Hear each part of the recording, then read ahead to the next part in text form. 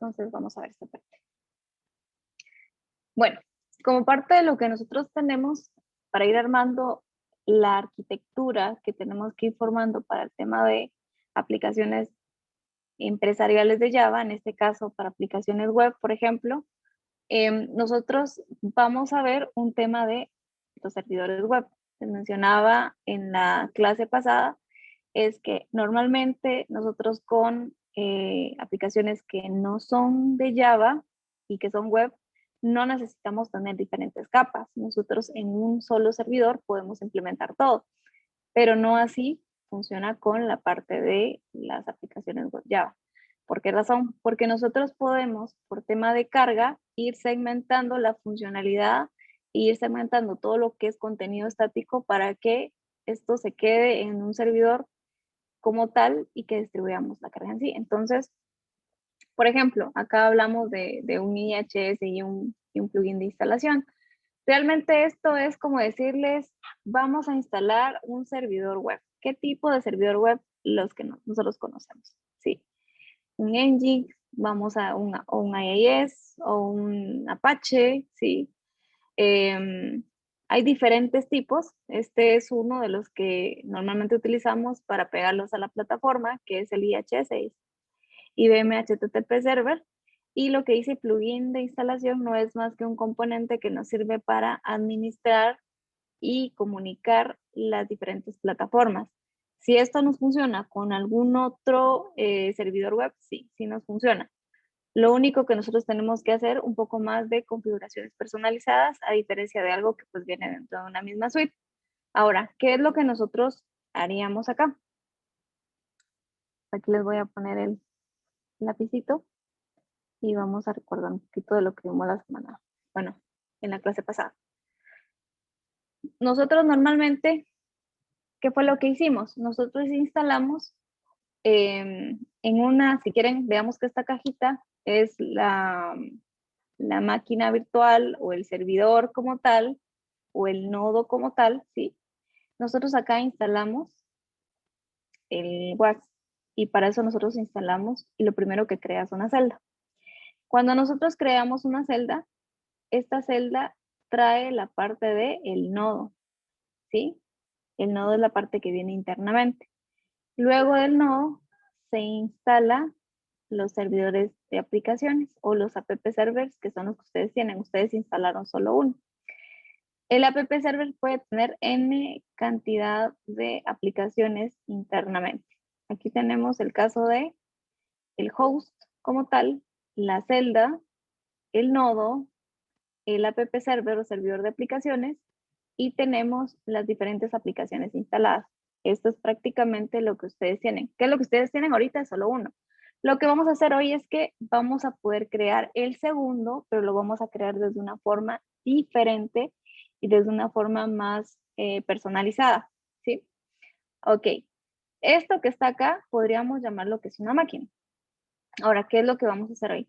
Nosotros necesitamos, y aquí va a ser de aquí para acá, necesitamos tener al front que nos va a manejar todo el contenido estático. Y el contenido estático, por ejemplo, yo puedo tener 1, 2 servidores web que pueden estar en alta disponibilidad, los cuales yo los puedo balancear con un balanceador de carga, ya sea a nivel de aplicación o a nivel de un appliance. Por ejemplo, un Netscaler o un F5 como tal, que les puede permitir hacer este tipo de balanceo. Ok, estos como tal, ¿cómo se comunican? Estos se comunican con los servidores o los app servers, ¿sí? Yo podría decirle que, por ejemplo, esta aplicación va a salir en el web server 2 y esta otra aplicación que está aquí en otro servidor de aplicaciones va a salir por el web server 1. Nosotros podemos crear esto.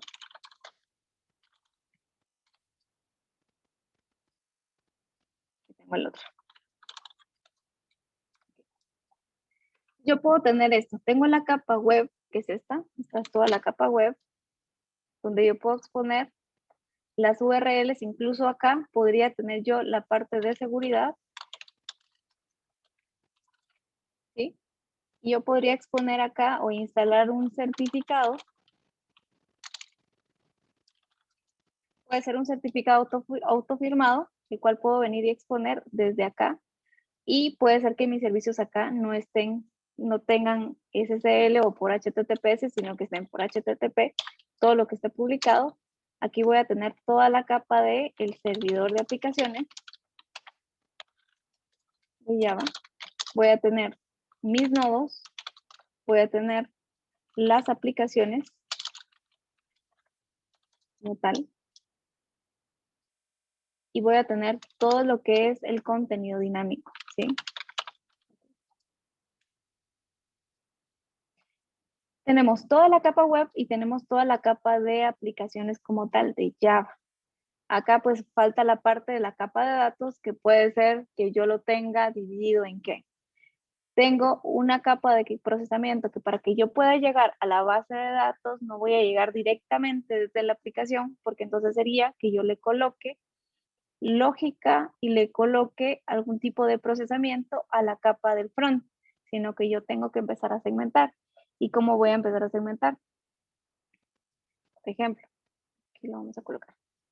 Esta sería, por ejemplo, la capa de datos, y para que yo llegue a la capa de datos yo puedo tener, como les mencionaba la otra vez, otra cajita que puede ser otro servidor o servidores que puedan estar en alta disponibilidad, y que acá puede ser que yo lo tenga siempre en un servidor de aplicaciones implementado, si es que tengo los servicios en Java, o si yo los tengo publicados para que estén en un IIS o que estén, por ejemplo, en un Apache, o que estén publicados a nivel de APIs como tal.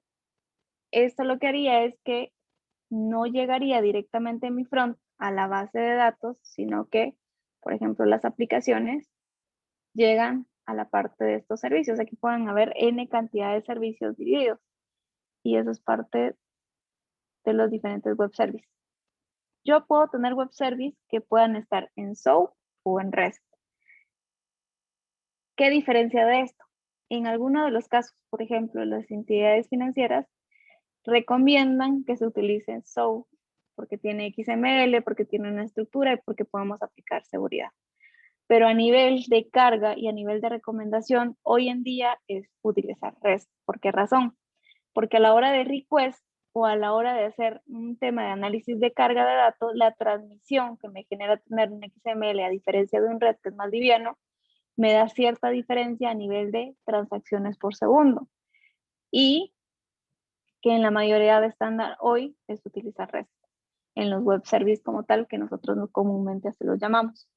Eso los podemos tener siempre, o sea, los podemos tener en el mismo servidor de aplicaciones, o lo podemos separar para que la parte del front, ¿sí?, no tenga que tener la carga que tenga los servicios como tal. Y acá todavía falta desglosarlo aún más, porque los servicios pueden ser desacoplados y pueden tener funcionalidades en particular.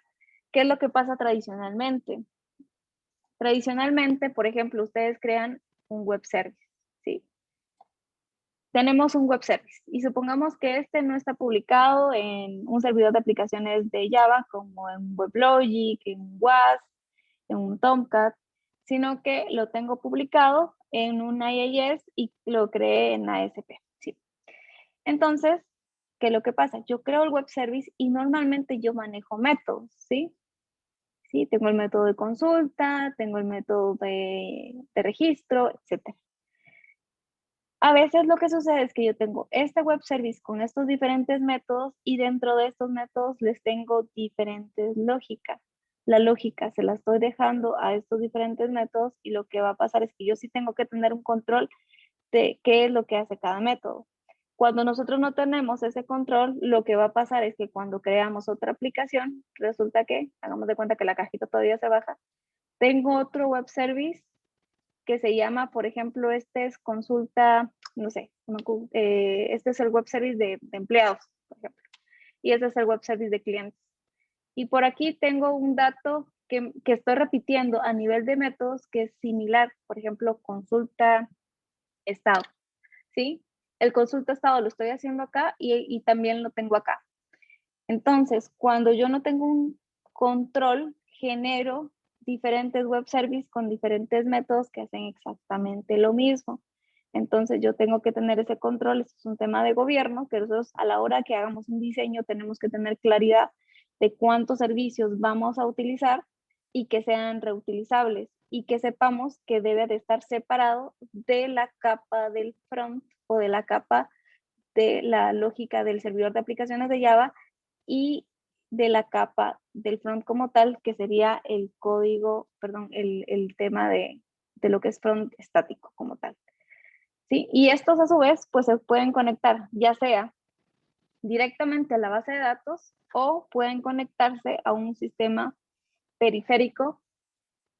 No sé, se me ocurre, aquí tengo un precalificador, aquí tengo un tercero, por ejemplo, el RENAP, ¿sí? Se me ocurre, y tengo algún otro tercero, o un sistema satelital. Entonces, los web services serían los que me darían a mí esa parte de que no llegue el front directamente, sino que yo me comunique. Por ejemplo, este tiene un precalificador, este se está conectando al RENAP, este otro se está conectando a un tercero, y es como yo debería de ir diseñando. Ustedes, si, por ejemplo, van a empezar a trabajar en un esquema donde van a tener una plataforma con terceros, deben de pensar que no van a colocar todo en el mismo servidor o en el mismo compartimento. En este caso van a separar la lógica en donde corresponde y deben de saber que van a manejar los servicios y que la capa, esta capa que está aquí es la más importante que ustedes van a tener, que es la capa media.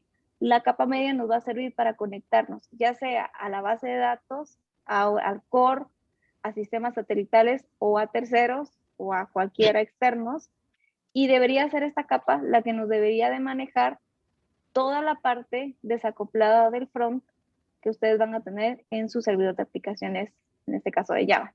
¿Qué es lo que vamos a tener hoy nosotros? Nosotros vamos a tener esta parte, esta le vamos a llamar la parte de el IHS que vamos a obtener. Esta es la parte del WAS como tal, ¿sí?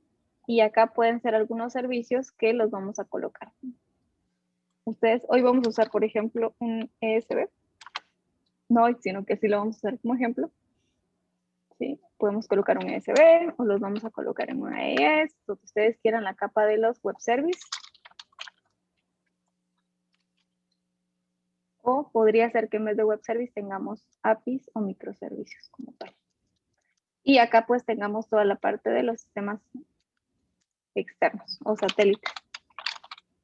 Satélites, core, terceros o base de datos. ¿Sí? ¿Qué vamos a trabajar nosotros? Es la parte de la capa web que tenemos acá de los servidores IHS, que pueden ser un IIS, puede ser un Tomcat o cualquier otro, ¿sí? Esto ya lo tenemos. Y lo único que les voy a explicar hoy es cómo vamos a crear un servidor desde la perspectiva diferente.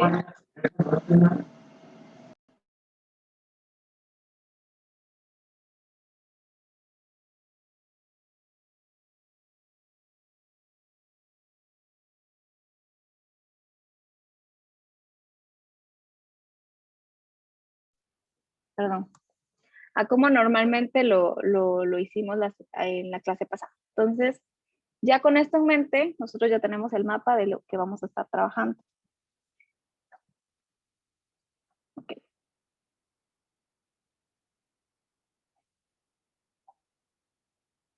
Un chancecito. Listo.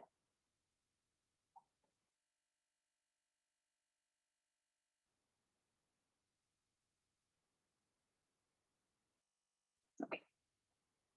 Ahora, ¿qué vamos a usar de ejemplo? Vamos a utilizar el servidor web IHS, lo vamos a implementar, vamos a utilizar el plugin para poder hacer la comunicación y luego vamos a usar el WCT, que es el que nos va a permitir hacer la administración desde una misma consola.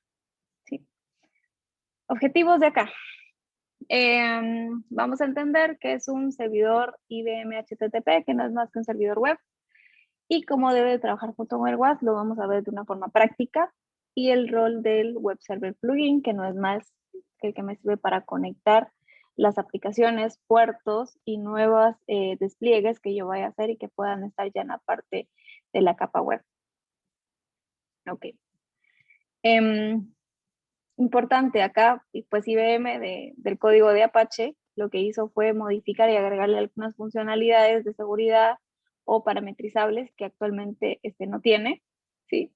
Pero que obviamente esto pues ellos lo venden. Por ejemplo, no soporta la comunicación del plugin. ¿En qué sentido? Que va a ser mucho más fácil y que podamos acoplarnos. Y también puede servir como un proxy. ¿En qué sentido? Nosotros podemos tener que el servidor web puede mostrar cierta información y puede hacer ese desacople que les mencionaba a la hora de poder mostrar solo la parte estática. ¿Cómo vamos a funcionar? ¿Cómo está esta parte? Nosotros ya hicimos esto. Ustedes recuérdense que tienen un puerto en particular. Este es el HTTP y luego está el HTTPS, si no estoy mal, que es el 9443 o 9445. Y ahora nosotros tenemos que velar por esto.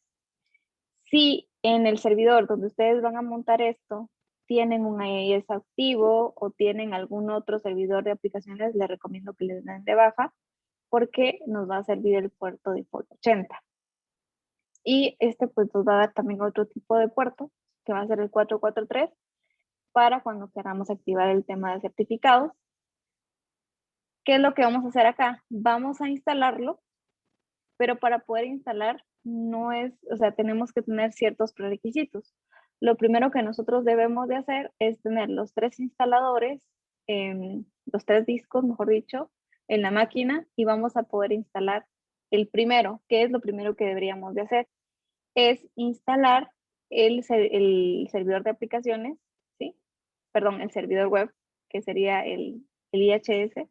Luego instalamos el plugin y de último instalamos el WST, que ese no está aquí, pero que nosotros sí lo tenemos.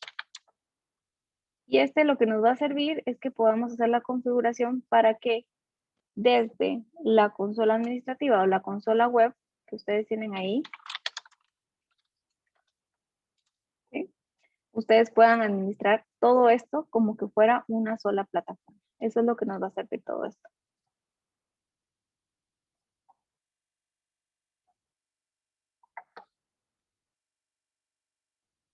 Ahora, si lo queremos ver ya a nivel de directorios, por ejemplo, recuérdense que ustedes van a tener ustedes ya tienen una carpeta donde está su perfil, ¿sí? Y recuérdense que ustedes colocaron ahí CIBM directamente y les va a aparecer esta parte de HTTP Server. Esta parte de HTTP Server se crea cuando estamos instalando este servidor y vamos a tener una copia local en el servidor web y vamos a tener una copia en el perfil del servidor WAS como tal. Acá lo único que nos están dando es la ruta donde nosotros vamos a encontrar los archivos. Esto no es más, este archivo plugin no es más que un archivo .xml. Y acá pues nos está dando la ruta default donde estaría implementado. Esto es bien importante que ustedes tengan la ruta porque luego de que nosotros instalemos el servidor web, instalemos el plugin, instalemos el WST, tenemos que ir a la consola y crear una instancia y esa instancia debe de estar apuntando a la misma ruta que aparece acá y a la ruta que aparece acá. Obviamente para ustedes va a ser CIBM HTTP Server y eso no va a variar para ninguno de los que están acá en el curso. Ok, esto que dice acá que es un servidor web de definición, que era lo que les decía. Ustedes puede ser que ya hayan instalado los 3 componentes, pero no lo van a poder utilizar de una forma directa hasta que hagan un servidor de definición.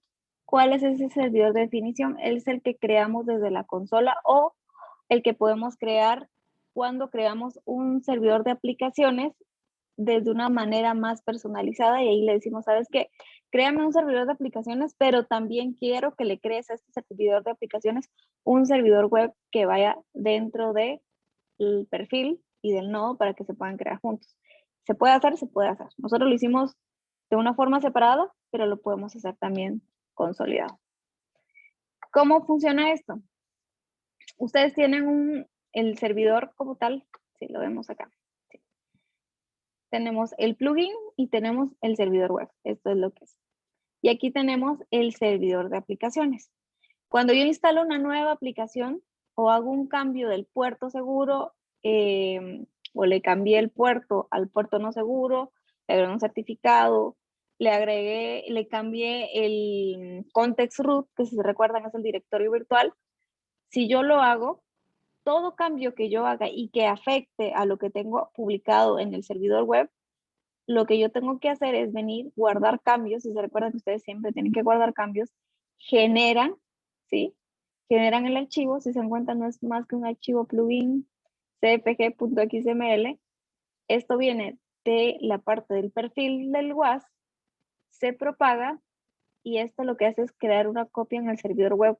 Entonces, cuando él quiere ir a ver lo que tiene las aplicaciones en este servidor, él llega al servidor plugin y va a leer las rutas que están acá, los puertos que está publicado, el context root y la cantidad de aplicaciones que estén montadas en este archivo. Ok, acá nos dicen que, por ejemplo, nosotros podemos aumentar el nivel de actualización para que si hacemos algún cambio no tengamos que esperar mayor tiempo. Normalmente tiene 5 minutos, pero pues acá nos recomienda que lo bajemos un poquito más para que se genere algo de una forma automática. Acá, para ambientes de pruebas, está perfecto que ustedes lo dejen que no sea automático. ¿Por qué? Porque recuérdense que ustedes quieren hacer un cambio, pero no quieren que se vaya a ver directamente a la hora de hacer el cambio en producción. O lo pueden hacer únicamente cuando ustedes ya lo probaron localmente y digan, bueno, sí funciona, entonces ahora sí lo voy a exponer en el servidor web para que pueda ser consumido. Entonces, una de las mejores prácticas en los ambientes que son de producción es que no dejemos nada de forma automática, porque la mayoría de estos despliegues tienen que ser en un horario establecido, ¿sí? Con un tema de gestión de cambio que deberíamos de manejar y llevar ese control. Importante, ese archivo http.conf es donde nosotros colocamos, por ejemplo, resulta que yo quiero activarle la seguridad, lo hago acá. Resulta que yo quiero cambiarle la cantidad de conexiones eh, por segundo, la cantidad de clientes, perdón, acá se llama max client, por ejemplo, pero realmente es la cantidad de conexiones que yo quiero tener. Le coloco un máximo, le coloco un mínimo, ¿sí? Eso lo puedo aumentar y esto que me va a afectar. Si, por ejemplo, a mí me dice que por default trae un max client de 240 y a la hora que yo veo el uso del procesador está al 50% y veo que tengo saturación, en el log me va a decir, cuando ustedes lo instalen, vamos al log y ahí les va a decir que ustedes superaron la cantidad de conexiones. Ahora, ¿por qué es importante que ustedes no dejen las configuraciones por defecto? Porque ustedes tienen que, a la hora de hacer, si no hacen pruebas de estrés, van a tener que tunear en producción. Y si ustedes no tienen se podría decir como la cultura de estar revisando la salud de los servicios que están publicando y no revisan los logs, se van a dar cuenta que en algunos hay cuello de botellas donde les están dando, o sea, ustedes ven lentitud o ven que todos los servicios están arriba, todo está arriba, pero resulta que el servicio ya no responde, o le responde a algunos sí y a algunos no. ¿Qué es lo que sucede? Que puede ser que ya sature la cantidad de conexiones y cuando hay una libre entra otro, pero luego que quiera entrar al segundo ya llegó al tope. Voy al archivo log y me doy cuenta, resulta que la cantidad de conexiones está menos, lo aumento y así me doy cuenta. Ahora, ¿por qué hacemos ese tuneo? Cuando tenemos conexiones válidas. Cuando no, acá por eso es que es muy importante que la capa del servidor web la tenga bien tuneada, es colocar un límite establecido dentro de la transaccionalidad normal que yo debería tener para cuando tenga un ataque de negación de servicio, está bien, puede llegar al tope y ya no puedo darle más acceso, pero no tengo caído el servidor como tal y si hay algunos otros servicios que no están pasando por ese se está consumiendo, no importa porque los demás van a poder seguir teniendo porque tienen otro canal de conexión y el único que se va a ver afectado va a ser esa parte. Entonces, hay cosas que sí nosotros debemos de configurar y no quedarnos con todo lo que es tal cual se instala, se quede, sino sí hay que configurar. Eso es bien importante por temas de seguridad. Y aquí están los logs, por ejemplo, si queremos ver errores, está la parte del error logs. Access log, ¿qué me da? Me da la salud de todas las conexiones. Acá yo puedo ver conexiones exitosas. ¿Se recuerdan que en conexiones o en respuestas de los servidores de web, una respuesta a 200, eso quiere decir que está bien, y todo lo que esté fuera de 200 me va a dar a mí o alguna alerta o algo que no está llegando, o sea, cualquier otro es error, pero si tengo 200, eso significa que todas las conexiones están llegando bien. Y esto me lo da el Access Log. Y este que se llama aquí el plugin, que no va a ser más que si existiera algún error o cuando yo hago el despliegue en la generación de un plugin, cuando un cambio de la instalación de una aplicación en un servidor de aplicaciones que se replica al servidor web, pues lo voy a tener acá. Bueno, entonces les voy a mostrar esta parte. Yo tengo el servidor aquí. Listo.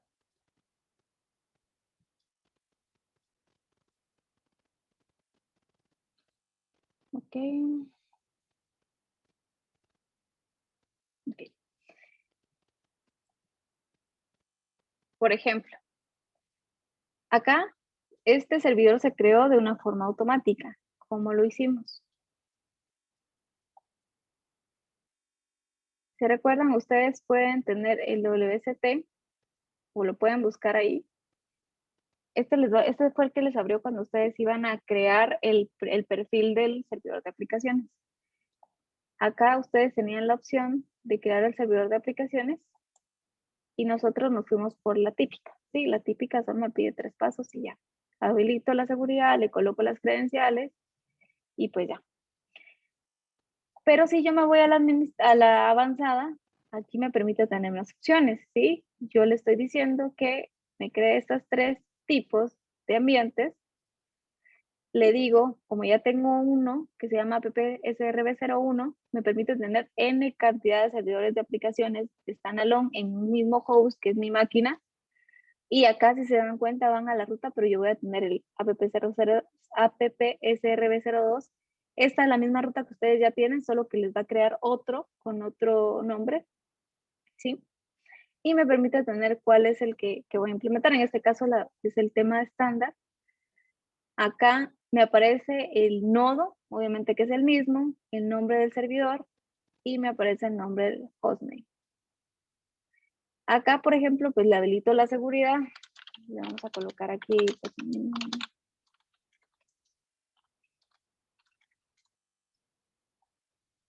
y acá me dice, si yo ya tengo un certificado autofirmado o ya lo tengo creado, pues lo vengo y lo busco, pero en este caso no tengo ninguno, entonces le voy a decir que cree uno por default. Acá me da todas las partes de seguridad en temas de restauración. Yo acá no le voy a agregar algo. Sí les tengo. Disculpe, ingeniera, nosotros estamos viendo lo que es la máquina virtual. Ajá. No sé si es que está explicando y no, la verdad en la pantalla solo estamos viendo Perdón. Creo que no están viendo. Vamos a ver. Ajá.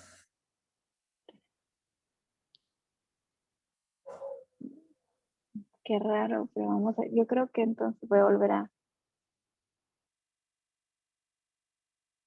Ahora sí. Gracias. Ahora Voy a sí. regresar. Estaba detenido, pero bueno, vamos a regresar. Sí.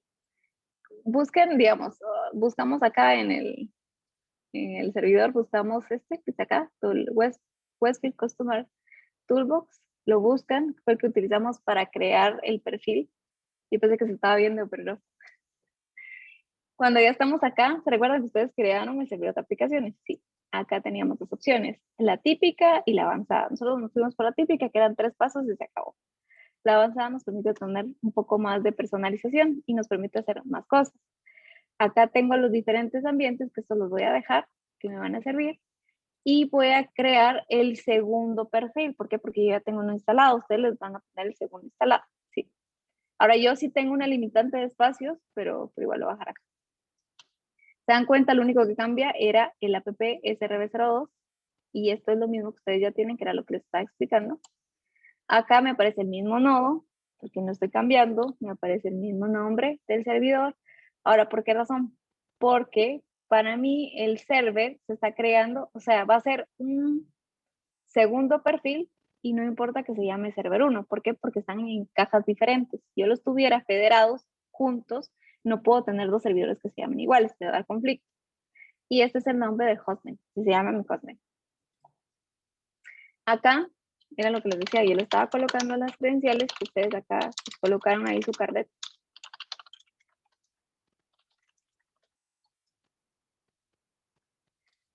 Y el tema del certificado. Podemos tener certificados autofirmados o podemos decirle, sabes que yo no tengo ningún certificado ahorita, entonces créamelo tú. ¿Sí? Entonces, así es como lo vamos a hacer. Y este es el tema de seguridad en caso que nosotros quisiéramos restaurar el Keystore, ¿sí? En caso de que nosotros quisiéramos hacer algún tipo de despliegue o alguna personalización en temas del certificado.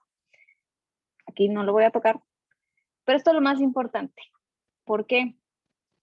Estos son los puertos. ¿Se recuerdan que ustedes cuando instalaron no les preguntó qué puertos? Les asignó unos.